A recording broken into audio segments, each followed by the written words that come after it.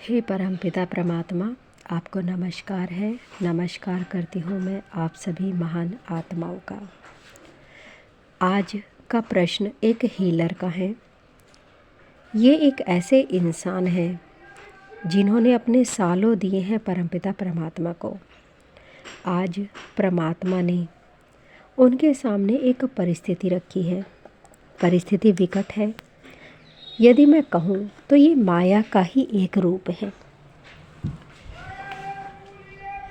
आप समझ सकते हैं कि ये बिल्कुल वैसा है जैसे एक व्यक्ति पूरे जीवन अपने कुछ सिद्धांत बनाता है और जीवन भर उन सिद्धांतों पर चलता है, पर जब अंत समय आता है तब परमात्मा उन आखिरी 5 मिनट में पूरा पासा ही बदल देते हैं और उस माया में फंसकर व्यक्ति कहता है कि आज तक मैंने जो सिद्धांत बनाए थे वो शायद गलत थे। यानी मेरा ये सारा ज्ञान झूठा था। मैंने लोगों को साथ जो किया है, उन्हें जो राह दिखाई है वो गलत है। और ऐसा कहते ही उससे जुड़े हुए सभी व्यक्ति जो कुछ समय पहले तक आसमान में उड़ रहे थे, ज्ञान को केवल सुन नहीं रहे थे बल्कि अनुभव भी कर रहे थे, तुरंत गिर जाते हैं। ऐसा बहुत सारे गुरुओं के शिष्य के साथ हुआ भी है। कुछ ने इसका अनुभव भी किया है। शब्द चाहे उन्होंने जो भी दिए हों, पर वास्तविकता तो यही है कि माया का खेल बहुत ही विकट है। इसे समझने के लिए बड़े बड़े ज्ञानी फेल हो जाते हैं और एक सरल व्यक्ति उसे समझ लेता है, क्योंकि माया को समझने के लिए तर्क वितर्क देने की ज़रूरत नहीं पड़ती, केवल सरल होने की ज़रूरत पड़ती है। व्यक्ति जितना सरल होगा उतनी जल्दी माया की बनी हुई दीवार को तोड़ देता है। जी हाँ, माया रूपी भूल भुलैया कह लीजिए, घर कह लीजिए, चाहे जो कह लीजिए, यहाँ दरवाजे नहीं हैं। आपको अपना रास्ता स्वयं ही बनाना होता है। जहाँ पर माया की दीवार कमज़ोर होगी, आप वहीं से तोड़कर अपना रास्ता बनाएंगे। केवल अंत समय में ही नहीं बल्कि समय समय पर आपकी परीक्षा ली जाएगी माया के द्वारा। चाहे आप गुरु हों, शिष्य हों, चाहे जो हों। कुछ की ये परीक्षा भौतिक रूप से ली जाती है और कुछ की आध्यात्मिक रूप से ली जाती है। और जो इन परीक्षाओं में पास हो जाते हैं वो ही आगे बढ़ पाते हैं। उदाहरण के तौर पर मैं आपको एक कहानी सुनाती हूँ।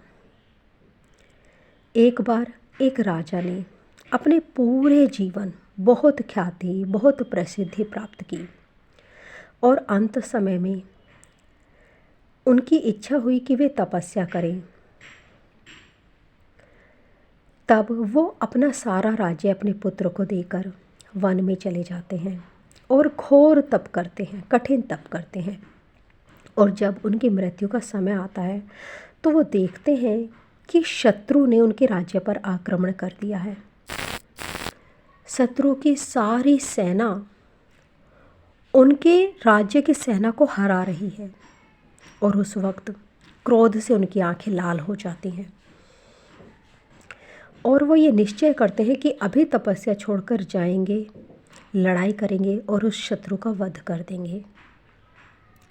पर तुरंत अचानक ही यकायक उन्हें ये ख्याल आता है कि वो ये क्या सोच रहे हैं, किसी का वध करने की सोच रहे हैं। तब वो माया को समझ जाते हैं और तुरंत अपना क्रोध त्याग देते हैं। तभी प्रभु उनके सामने होते हैं और वो प्रभु से मिलन कर लेते हैं और मोक्ष को प्राप्त हो जाते हैं। इसीलिए मैंने कहा कि कुछ परीक्षाएं भौतिक हैं और कुछ आध्यात्मिक हैं।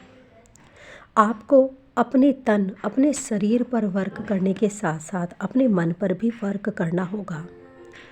हमेशा के लिए सचेत रहना होगा, हर पल सचेत रहना होगा। अपने विचारों को भी दर्शक बनकर साक्षी भाव से देखना होगा, तभी आप पार हो पाएंगे।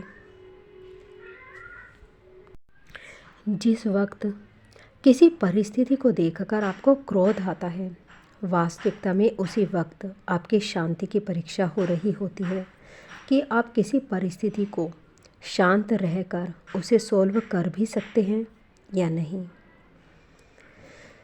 भक्त हो या गुरु हो, परीक्षा सबकी होगी।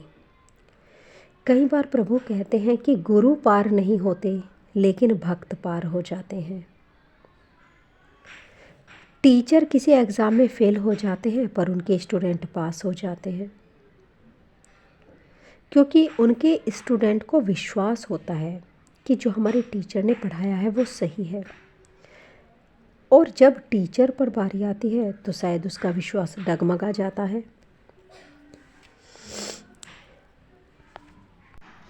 और वो फेल हो जाता है। ऐसा हर गुरु के साथ नहीं होता, केवल कुछ ही गुरुओं के साथ होता है। जो गुरु अपना ज्ञान अनुभव के द्वारा प्राप्त करते हैं, उन्हें अपने हर अनुभव पर विश्वास होता है। लेकिन जो अपना ज्ञान ग्रंथों के द्वारा, दूसरे लोगों के द्वारा प्राप्त करते हैं, उनके उस ज्ञान में कहीं ना कहीं अविश्वास जुड़ा होता है। ग्रंथों को पढ़कर आप सत्य नहीं जान सकते। सत्य के लिए आपको अपने अंदर जाना होगा। राम क्या थे, उन्होंने क्या गलत किया, क्या सही किया। कृष्ण ने क्या गलत किया, क्या सही किया। दूसरों को जज करने से पहले ये जानिए कि आप कौन हैं। अपने सत्य को जानिए। जिस दिन आप अपने सत्य को जान लेंगे, उस दिन ग्रंथों को पढ़ना, उस वक्त आप ग्रंथों को समझ पाएंगे।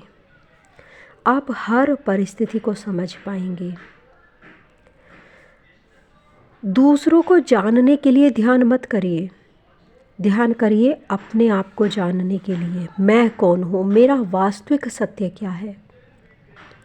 क्या मैं केवल एक शरीर हूँ या शरीर से परे भी कुछ हूँ, और यदि हूँ तो क्या हूँ। अपने परमत्व को जानिए।